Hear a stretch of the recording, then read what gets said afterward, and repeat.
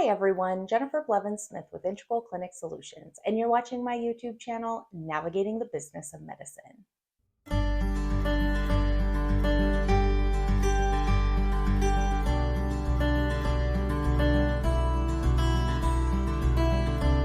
Today, I want to talk about one very major issue that can happen in your practice where your Medicare payments could stop.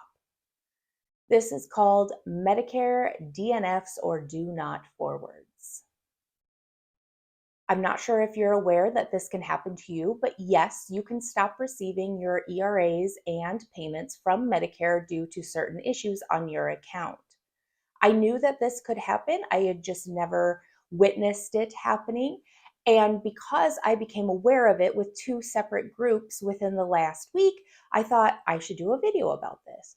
So we're going to talk about what the situation is, how to rectify it, and hopefully you will be paying enough attention to your revenue cycle, your payments, your ERAs, payments being posted, that you will recognize this very quickly. So this is called do not forwards, or DNFs, and this is issued by an individual Medicare administrative contractor. In Oregon, we have Noridian, you might have First Coast if you live in Florida, Palmetto in different parts. Every jurisdiction has a different MAC. The MAC is responsible for processing your claims, for processing and issuing your payments, for requesting refunds or overpayments. They are also the ones that would be sending you any type of communication regarding your account. They are also the same entities that would be responsible for putting a hold or a do not forward issue on your account as well. I really hope you've watched my other videos in revenue cycle that I've talked about making sure that you're monitoring your ERAs, you're monitoring your aging, you're monitoring payments, you're reconciling your insurance payments to what's going into your bank account, to what has been posted to claims, because that is going to be the way to identify issues similar to this, even with other insurances, that you might not be receiving the items that you think you are, or that you should be. What I mean is, if you're not doing your due diligence, you're not running the proper reports, you're not in there monitoring what's being posted, what's being received, what money is getting deposited into your account, reconciling between payments posted in your system and the money received from the insurances, you might not notice this deficit until it becomes a huge issue financially. What happens when Medicare issues a DNF is that they stop sending you remittance, whether it's paper or electronic, and they stop paying you, and actually Medicare only pays you electronically. That's your only option. So you wouldn't be getting those direct deposits, EFT, ACHs at all from them. This is very concerning, especially depending on your specialty, your patient volume of Medicare patients, etc. What happens is a DNF, or do not forward, gets issued on your account, and it basically stops everything from coming out to you. The nice thing is they continue to process the claims they're receiving from you, but you will not be receiving anything back from them in response. So if you're not working your aging, if you're not paying attention to this, this could go on for a month, 2, 3, until you go, oh my gosh, why don't I have enough money in my account? Oh my gosh, I notice I don't have Medicare payments. Oh my gosh, unless you're doing the things I've told you are best practice. The do not forward was established by CMS to avoid fraud. Basically, what happens is your MAC will be sending you things in the mail, paper in the mail, and they use a specific envelope. It's called a return service envelope. So any communication that Medicare sends to your practice is used in one of these envelopes. And that's telling the United States Postal Service if there is any issue at all with delivering that mail to the address that it's being sent, it needs to be returned back to Medicare. And that means that there's an issue with the address, and they immediately put a DNF on it. It means that they are not allowed to forward that mail to, let's say, a forwarding address. Let's say you moved locations, your mailing address changed, and you have a forwarding address on file at the Postal Service. They will not honor that. It has to be updated through CMS, the actual address that will be receiving this communication. So when they receive this communication back saying there was an issue with the delivery, they immediately put the DNF on the account.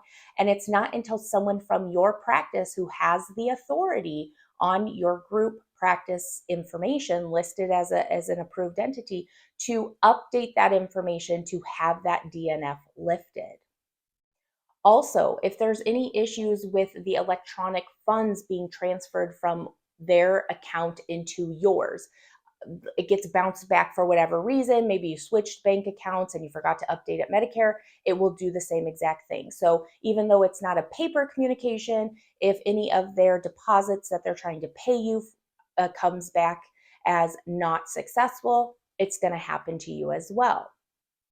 Again, the only way to get this rectified is to fill out the updated forms that are required, sending it in, making sure that PICOS gets updated, and then they will lift the DNF. Personally, I recommend you calling your MAC and finding out exactly what caused the DNF, if they can identify it. I had one group that said, yes, we know what happened, and they explained it to them. The other group said, I don't really know what happened, but there's one on your account. But it's good to call, get it updated right away. What they do is they submit, after that is all updated, to request the DNF to be lifted. That can take 1 to 10 business days. Yes, business days, not days. So that definitely makes it even longer. Then once the DNF is lifted, they contact you, and it takes another 5 to 14 business days in order for the ERAs to start coming back through to you and the payments to start going into your bank account. If you anticipate the longest amount of wait time of 10 business days for the first part and 14 business days for the second half of that resolution, you're looking at about 30 days, a month, before you're going to start seeing that revenue again. And they are holding on to everything that they owe you. So you will get like one big chunk of transmission of funds into your account. You'll get a bunch of ERAs coming through to your system that need to be posted. However, you're still without that money for that amount of time. And who knows how long it took you to identify there was an issue in the first place. So if it was a month that it took you, 2 months, 3 months, you're still looking at an additional month before you get that money available to you to be able to pay your bills, to pay your staff, to do whatever you need to do. It's very, very important that you are following the best practices of reconciling, paying attention to what's coming in and out of your account, what you're receiving, identifying any weird outliers that are going on. The first of the year, things are kind of odd anyway because of the deductible season and change of insurances and yada, yada. So things are kind of a little more chaotic coming off of the holiday hangover, I like to call it. But that does not give any excuse to not be paying attention to this. Thankfully, one of my groups noticed it very, very quickly, and hopefully it won't be any big detriment to them. However, they are a brand new practice, and that money is very much needed, especially during deductible season as a new practice. And it's very stressful. Try to avoid this at all costs. And again, contact your MAC. Find out what's going on if you're noticing a stop in ERAs being received, money not going into your accounts. Those are all signs that something's going on, and you should call Medicare right away.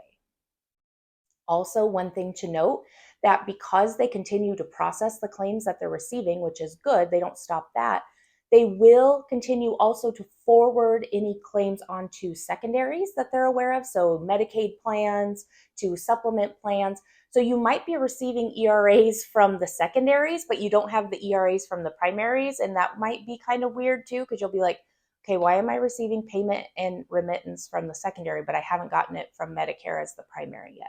That's another indication that something's going on with Medicare and your account, so you need to call right away.